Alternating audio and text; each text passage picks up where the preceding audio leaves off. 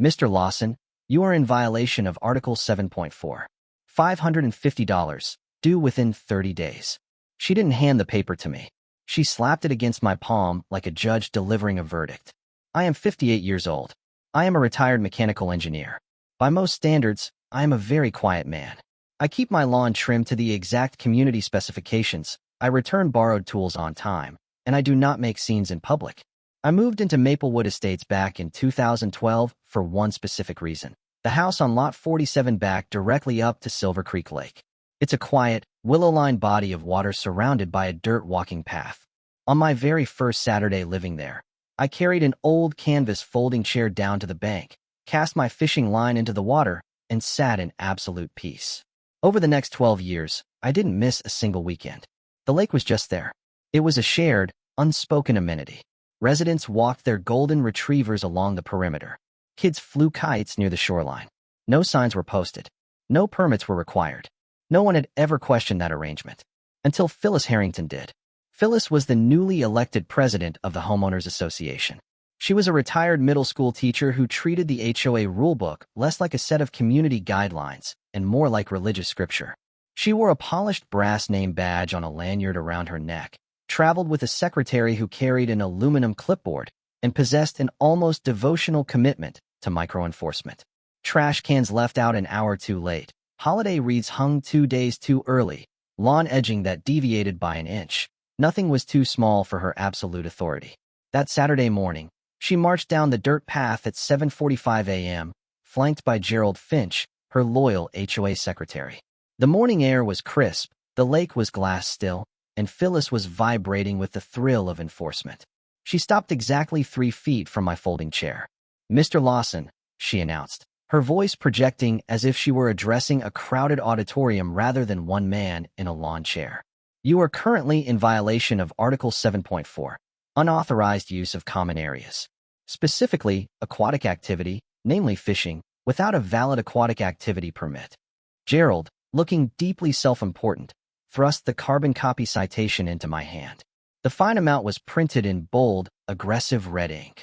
$550. I had lived on this exact shoreline for 12 years. I had read the community covenants, conditions, and restrictions, CC and RS, cover to cover when I bought the house. I had never once heard the phrase aquatic activity permit. I didn't yell. I didn't stand up and throw my fishing rod into the dirt. I simply looked at the citation, then looked up at Phyllis, and asked one highly specific question. "Mrs. Harrington, can you show me the documentation establishing HOA ownership or jurisdiction over this body of water?" For a fraction of a second, the gears in her head seized. She froze. People who rely on performative authority are rarely challenged on their foundational jurisdiction. They are used to people arguing about the fairness of the rule, not the legality of the enforcer. But Phyllis recovered quickly. She puffed out her chest, tapped her polished brass badge, and declared that the lake was community property. She added, with a dripping layer of condescension, that she did not need to justify the community's own regulations to a resident who was actively breaking them. Then, she turned on her heel and marched back up the path, Gerald trailing right behind her like a dutiful lapdog.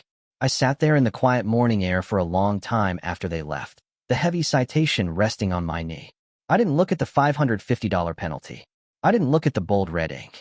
Instead, my eyes locked onto one specific, tiny field near the bottom of the page. It was the box labeled, "Location of Violation." Gerald had written, "Lake Area, Common Grounds." There was no assessor's parcel number, APN. There was no county identification code. There was no legal, surveyor-approved description of the property boundaries. To a normal person, that might seem like a minor clerical oversight. But I spent 30 years of my life reading complex mechanical schematics, structural blueprints, and legal specifications. In my world, precision is the difference between a machine functioning flawlessly and a machine tearing itself to shreds. In a legal document, location requires exact, mathematical precision. What I was holding wasn't a precise legal document. It was an assumption dressed up as absolute authority. I slowly folded the fine, slid it into my jacket pocket, and began reeling in my fishing line. Phyllis thought she had just successfully intimidated a quiet, aging resident into padding the HOA's bank account. She assumed I would go back to my house, grumble to my neighbors, write a check, and submit to her rule. She had absolutely no idea that handing a fraudulent, poorly documented piece of paper to a retired mechanical engineer was the single most expensive mistake she would ever make in her life. Because I wasn't going home to write a check. I was going home to pull the original county blueprints. When I got back to my house, I didn't call the HOA office to complain. I didn't log onto the neighborhood Facebook group to vent. Emotions and arguments leave no paper trail.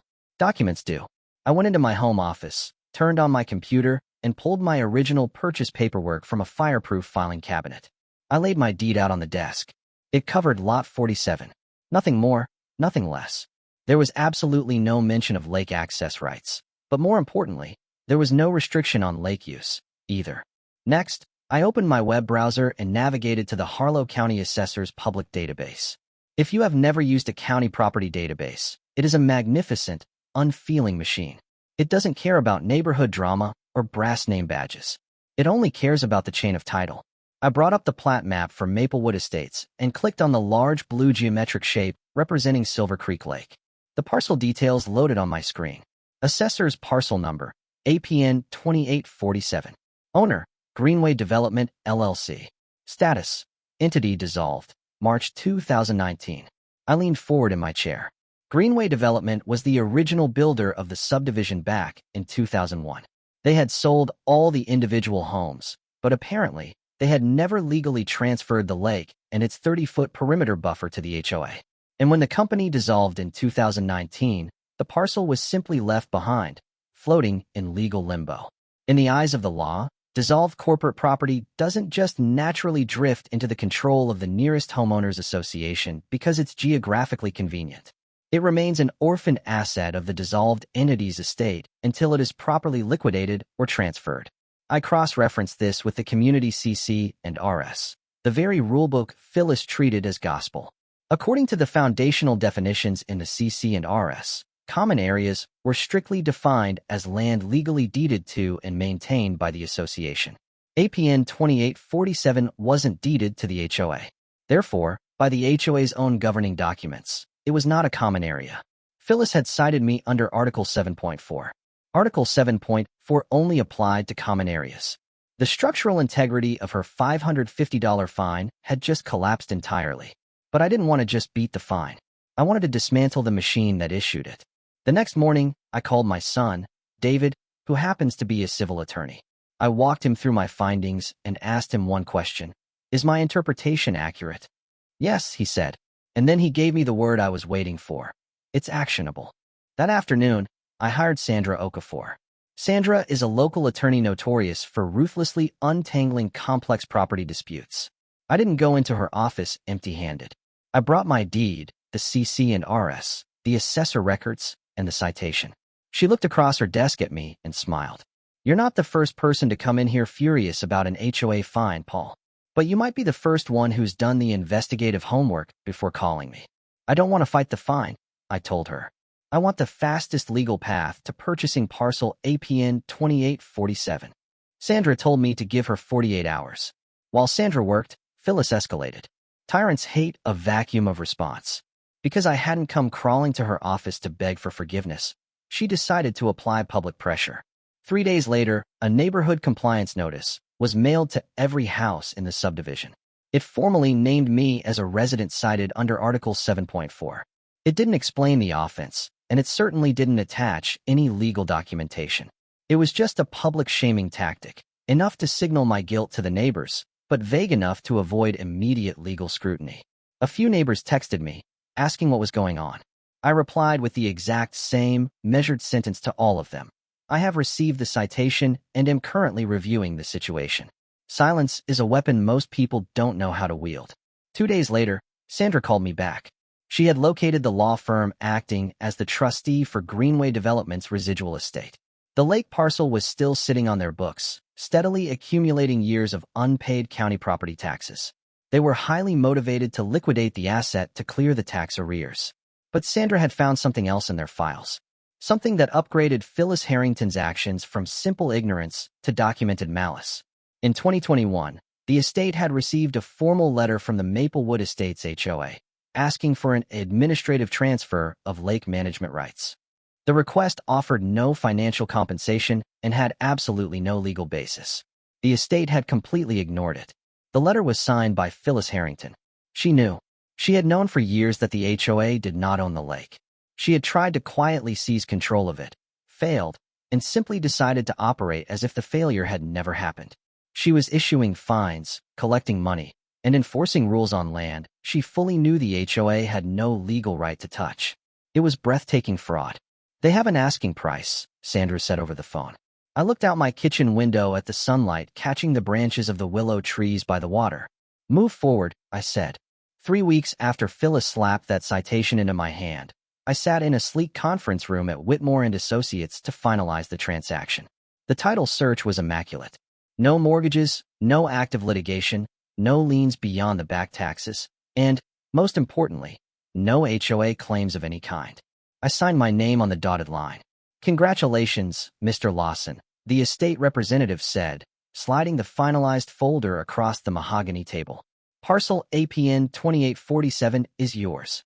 I drove home the long way that afternoon, circling the perimeter of the lake. I watched the water ripple in the breeze. The paperwork was filed. The county database was updating. I legally owned the entire lake and the land surrounding it. Meanwhile, just 3 streets over, Phyllis was likely sitting in her living room with her brass badge, plotting her next move against me, completely unaware that she was standing on a trapdoor. And I was about to pull the lever. Once the deed was officially filed and the county's public database updated to reflect my name as the sole legal owner, I didn't send out a neighborhood-wide email. I didn't march down to the HOA office to gloat. A mechanical engineer knows that the best structures speak for themselves. They don't require an introduction. I called Sandra, and together we drafted private property notices that strictly complied with Harlow County Code, specifying the exact font size, reflectivity, and placement parameters required for legal enforcement. Then, I hired a professional survey crew and a commercial sign company. On Wednesday morning, the surveyors drove wooden stakes into the ground with exact, GPS-guided precision, marking the 30-foot perimeter buffer around Silver Creek Lake. Shortly after, the commercial signs went up. They were clean, professional, and uncompromising, private property. Parcel APN 2847. Owner, Paul R. Lawson. Access by permission. I brought my folding chair down to the bank, poured a cup of black coffee from my thermos, and leaned my fishing rod against the armrest. As neighbors drove past, cars noticeably slowed. Most people read the signs, looked a bit confused, and kept driving. Marcus Webb, a guy who lived 4 doors down, actually stopped his car, rolled down his window, read the sign from top to bottom, and gave me a slow nod. "You did the right thing, Paul," he called out. But not everyone was going to be as rational as Marcus. At 2:45 p.m., I heard the aggressive screech of tires stopping hard on the pavement near the path entrance. I didn't even have to turn around. Phyllis Harrington stood at the edge of the grass, staring at the main aluminum sign like it was written in a language she fundamentally refused to accept. She didn't walk toward me at the lake. She marched directly up my driveway to my front door and knocked. It wasn't a polite neighborhood knock. It was the rapid, authoritative pounding of someone who had already decided she was winning the argument before the door even opened. I reeled in my line, walked up the slope, and opened my front door. "You have absolutely no right to put those signs there," Phyllis snapped, her face flushed with righteous indignation. She tapped her brass name badge out of sheer habit. "That is HOA common property. You will remove them immediately, Mr. Lawson, or I will initiate formal legal proceedings against you. Step inside, Mrs. Harrington," I said calmly, pulling the door wide open. She hesitated, likely expecting me to argue with her on the porch where the neighbors could see. When I didn't, her curiosity and arrogance won out. She stepped into my foyer. I led her to my dining room table. I had arranged 3 documents in a neat row across the polished wood. First, a notarized copy of the recorded deed. Second, the county recorder's official confirmation page with the embossed seal. Third, a freshly printed screenshot of the Harlow County Public Assessor's database. I picked up the confirmation page and held it out to her. "This is the recorded deed, Mrs. Harrington. It was filed 12 days ago. It has been publicly searchable since last Thursday." She snatched the paper from my hand. I watched her eyes scan the text.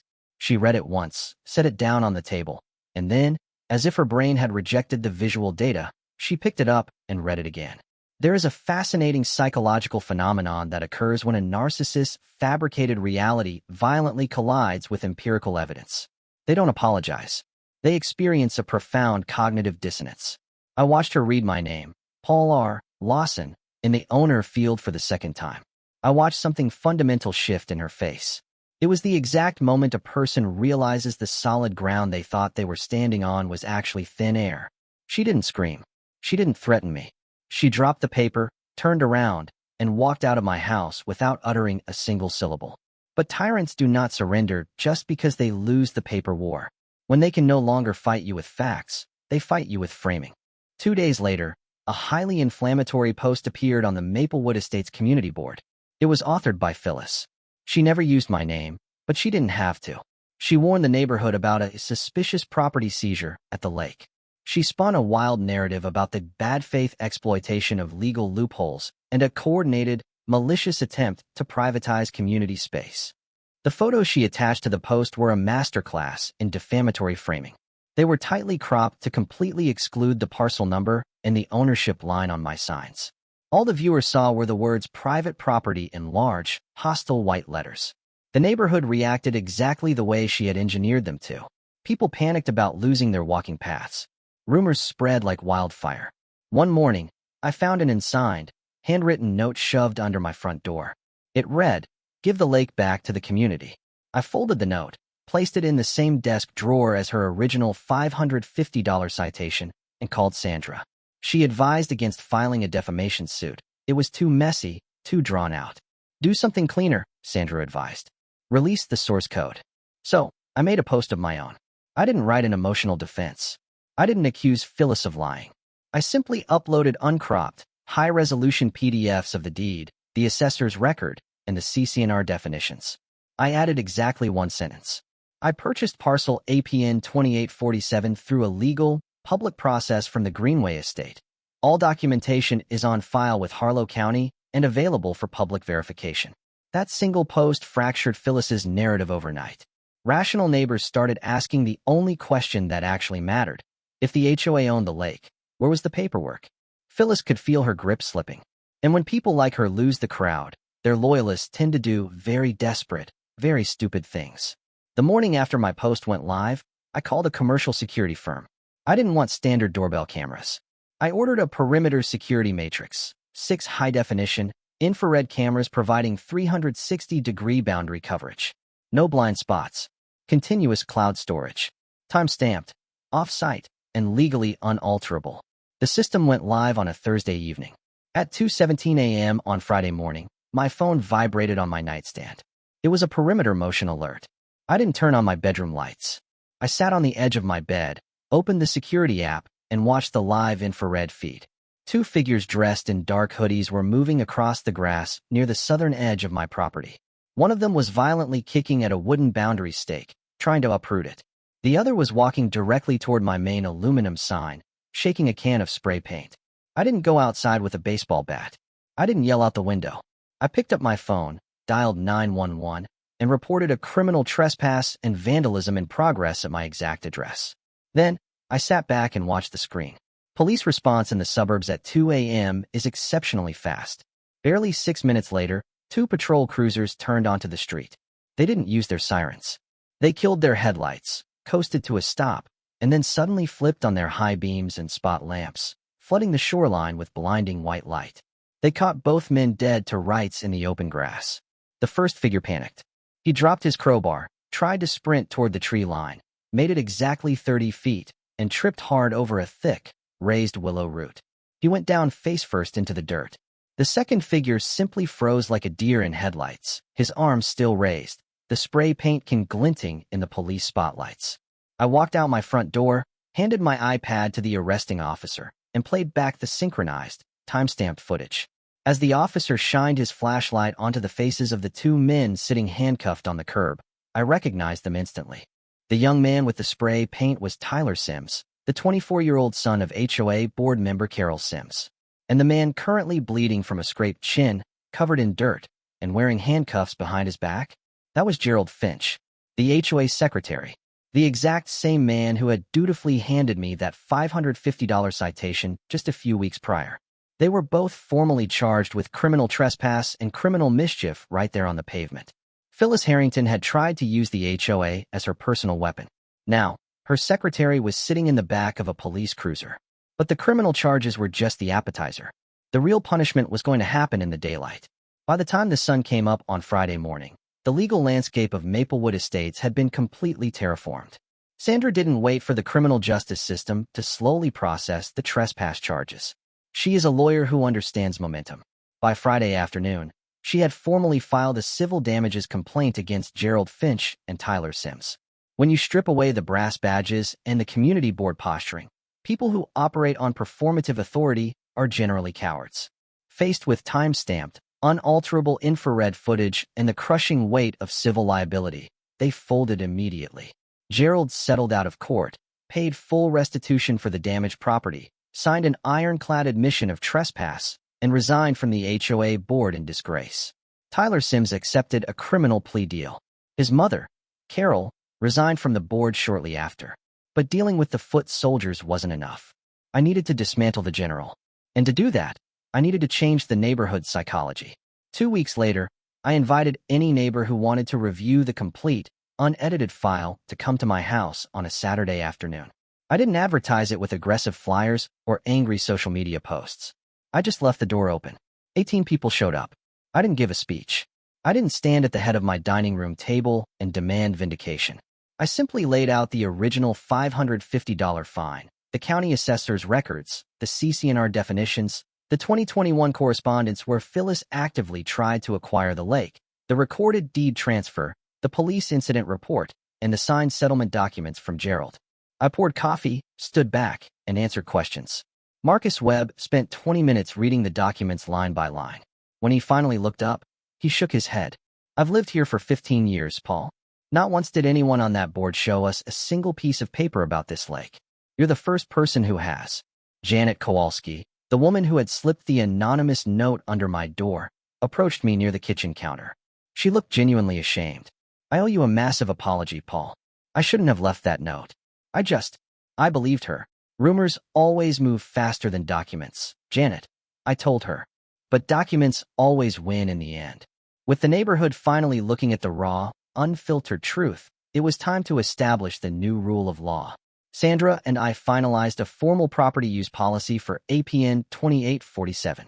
The lake would remain my private property, but I voluntarily extended recreational access to the residents of Maplewood Estates. Walking, fishing, and non-motorized watercraft were all permitted at absolutely no charge under a simple registration system. But there was one caveat. Access was revocable, and I created a permanent, legally binding exclusion list. Gerald Finch was on it. Tyler Sims was on it. And Phyllis Harrington was on it. The justification was formally recorded, documented pattern of fraudulent enforcement, trespassing, and prior written knowledge of lack of lawful authority. Phyllis was effectively banished from the very community amenity she had tried to weaponize. In a desperate, flailing attempt to retain control, Phyllis called an emergency meeting to discuss the unauthorized privatization of a community asset. She expected a mob of angry residents ready to storm my property. Exactly 6 people attended.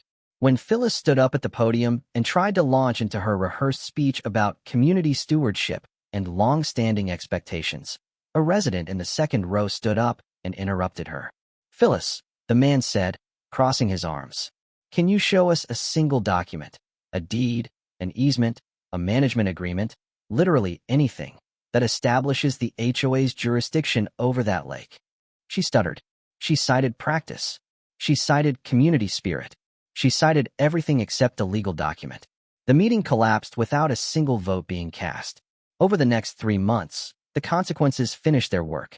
The illusion of her authority was gone, and without it, all the resentment the neighborhood had swallowed for years bubbled to the surface. 11 residents filed formal complaints with the HOA Ethics Committee regarding her past enforcement actions. Hearings were held. She offered excuses, but no records. At the special membership meeting called to formally remove her from the presidency, 31 households were represented, the largest turnout in the history of Maplewood Estates. The vote wasn't even close. 23-8 in favor of immediate removal. Marcus Webb stepped up as the interim president. A week later, he came to my house. He told me the new board wanted to draft a formal use agreement for the lake, something clear, fair, and lawful, to put the issue to rest permanently. I already drafted one, I told him, sliding the agreement Sandra had prepared across the table. Marcus read it over. Free daytime access. Basic conduct rules. But he paused at the final clause. The permanent exclusion list, legally recorded with the county, could not be altered, waived, or overridden by any future HOA board action. It was non-negotiable. Marcus looked up at me, nodded once, and signed it. 6 months after Phyllis slapped that $550 fine into my palm, I was back in my canvas folding chair on the eastern bank of Silver Creek Lake. Marcus sat in a chair beside me, his own fishing rod resting in the water. Down the shoreline, 2 children from the Kowalski house were running across the grass, trying to get a kite airborne. There were no neighborhood patrols. There were no clipboards. There was no polished brass badge catching the morning light. Do you ever regret any of it, Paul? Marcus asked, keeping his eyes on the water. I thought about it honestly for a moment. No, I said. Not because I won. Because I did it right. For months after the removal vote, a for sale sign went up in Phyllis's front yard. She accepted an offer within 2 weeks. The morning the moving truck arrived, I stood at my kitchen window with a cup of coffee. I watched the movers load the last of her pristine furniture into the back of the truck. I watched her drive out of the neighborhood without any fanfare, without any goodbyes, stripped of the kingdom she had tried so hard to rule. I reached into my jacket pocket and pulled out the original citation. The paper was getting soft at the creases from being folded and unfolded. I looked at the red ink. I looked at the $550 demand. And then, I looked at the blank field where the parcel number should have been. That was the whole story, really. It wasn't about the money. It wasn't about the insult. It wasn't even about the lake. It was about one blank field on one official-looking document. A missing detail that told the absolute truth, if you were patient enough to notice it. This story was never really about fishing. It is about what happens when someone mistakes performance for authority. Phyllis had the badge, the title, the agenda, and the blinding confidence of suburban entitlement. I had public documents, a patient attorney, and the willingness to follow the paper trail all the way to its logical conclusion. And in the real world, that is always enough. The first lesson of this ordeal is simple. The source document is always stronger than the person interpreting it for their own benefit. The second is that silence is not passivity. Sometimes, it is simply preparation. The third is that real authority does not need props. It survives contact with public records. And the final lesson? If you think someone is going to cross a line, protect yourself before they do, not after. Most people would have just paid that $550 fine. I understand why. It's easier. But every now and then, someone looks at a document, notices what is missing, and realizes that the entire structure pressing down on them is built on paper nobody expected them to check. That is how a quiet man with filing fees, a careful lawyer, and a county database dismantled an HOA president who mistook volume for legal authority.